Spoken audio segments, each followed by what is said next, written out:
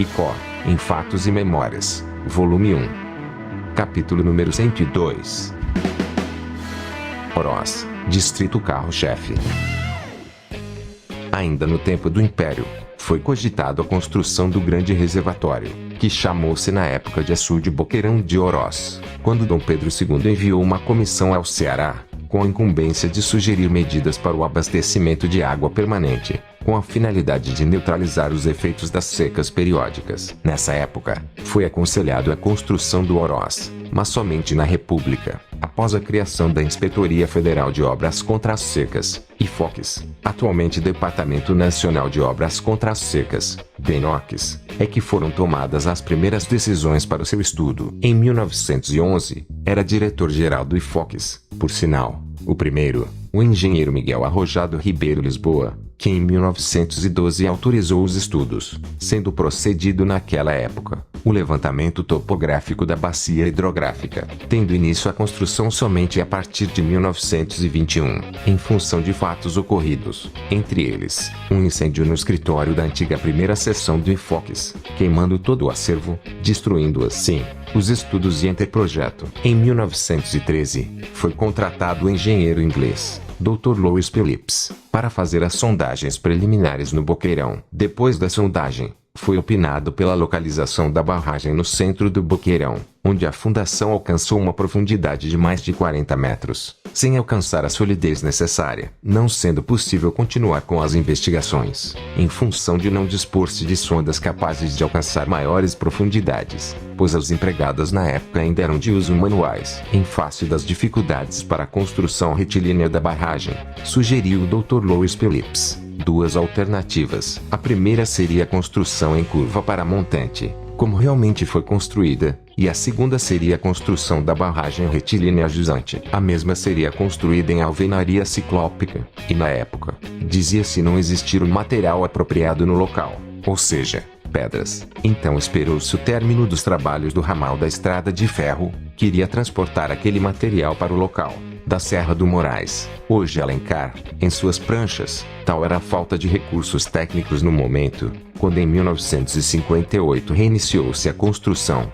Foi encontrado pedras em abundância no local. Em 1919, o presidente Epitácio Pessoa sancionou a Lei nº 3.925, de 25 de dezembro, fixando planos para a construção imediata de grandes barragens no Nordeste. Na época, foi a empresa Dwight Robson Incorporation, firma norte-americana, contratada para construir o Oroz. Foi elaborado novo projeto, com diferenças, modificando o primeiro, sendo construído apenas parte das instalações, com grandes dispêndios para a nação, pois a firma executava os serviços, cobrando alta porcentagem sobre as despesas efetuadas. Quanto mais gastasse, mais receberia, de acordo com o louco contrato firmado entre as duas partes. E assim, até hoje vemos no Oroz construções da época epitaciana, em locais de difícil acesso, construções aquelas que aumentavam muito o seu custo.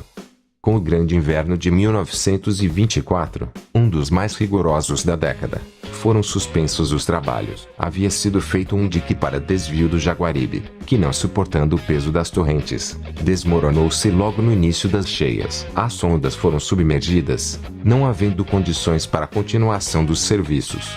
Depois da saída de Epitácio Pessoa da presidência, e a entrada de Arthur Bernardes, foram cortadas todas as verbas do Nordeste, parando as construções, inclusive a do Oroz, que teve seu reinício somente em 1958, quando estava na presidência do país, Juscelino Kubitschek, que levou avante a construção, que não foi concluída em tempo recorde, devido à impetuosidade do inverno de 1960, que destruiu parcialmente a barragem em construção. O açude Oroz, se tivesse sido construído na época do seu primeiro estudo, obedecendo ao projeto inicial, seria o maior do planeta. Falamos da construção, para dizermos que devido àquele empreendimento e outros, como a estrada de ferro e a instalação da grande indústria algodoeira, capitaneada pelo patriarca do Oroz, Eliseu Batista, Oroz tornou-se o carro-chefe dos distritos do ICO, graças também aos esforços de grandes líderes, como José de Matos Leite, por sinal, o primeiro a dirigir os destinos daquela terra como prefeito. Outros grandes vultos, como Cícero de Montes, o próprio Eliseu Batista, e muitos outros, que lutaram tenazmente pelo desenvolvimento do Oroz. Eliseu Batista, sem elogios baratos, foi o propulsor do progresso daquela terra. Com seu grande tirocínio comercial e administrativo, tornou-se um dos maiores industriais do interior cearense. Até hoje, apesar dos embates, Eliseu continua tentando soerguer a sua indústria, embora algumas vezes operando no vermelho, devido a vários fatores, entre eles, a falta da matéria-prima, o algodão, ocasionada pelo advento do bicudo, terrível praga que praticamente liquidou a principal cultura agrícola do Nordeste, sustentáculo da economia da região. Com o Decreto-Lei nº 3.338 de 15 de setembro de 1956, o governador do Ceará Paulo Ceresati cria vários municípios, entre os mesmos figurava o de Oroz, dando-se a sua instalação oficial no dia 1º de setembro de 1957. A primeira eleição para prefeito foi realizada em 4 de agosto daquele ano, e o candidato eleito por unanimidade foi José de Matos Leite, respeitável figura de grande valor, tendo deixado obras que marcaram sua administração. Vale salientar que a emancipação política de Oroz foi feita com luta e sacrifícios de muitos, devido à incompreensão daqueles que sempre desejaram deter o desenvolvimento daquele distrito.